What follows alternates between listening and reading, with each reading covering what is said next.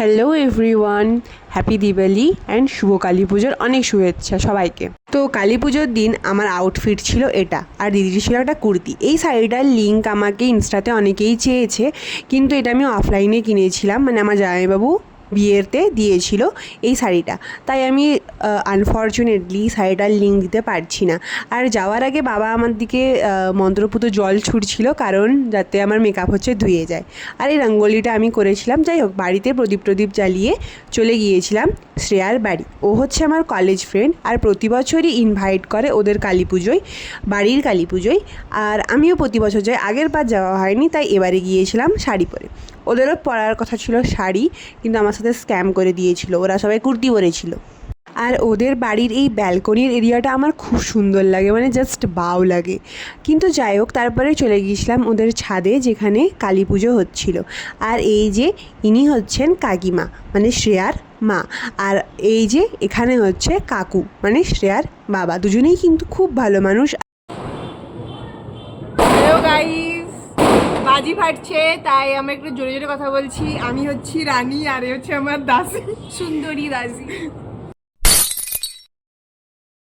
যাই হোক, নিজে তারিফ করে। তো আমি আমার দাসীকে দেখো এই জামাটা দিয়েছি, এত সুন্দর ড্রেসটা, একটা ব্যাগ দিয়েছে চকচকিয়া। সেটা থেকে এরকম লাগালে আর হাইলাইটের দরকার হবে না। আর ব্যাপারটা হচ্ছে যে আমরাও এটা হাইলাইটারটা এরকম ভাবে লাগিয়েছি, এই যে চাপ দিচ্ছি। এই তুমি লাগাও। আসলে অনেক দিন পর দেখা হচ্ছে, তাই এরকম ফাজলামো মারছিলাম। আর সাথে ছিল অনুশ্রী। এখানে সবাই হচ্ছে কলেজ ফ্রেন্ড, আরও অনেকে আছে, বাট তারা এখন খুব বিজি থাকার কারণে কেউ আসতে পারেনি, তাই ওদেরকেও মিস করছিলাম। আর এই হচ্ছে মেঘাশ্রী, আর সাথে ছিল সৌভিক, আর অনুশ্রীকে তো তোমরা দেখেছো, আর ছিল সনুশ্রী। যাই হোক, গল্প আড্ডা অনেক ছবি তোলার পর চলে গেলাম অ্যাট লাস্ট 11টার সময়তে পুষ্পাঞ্জলি দিতে।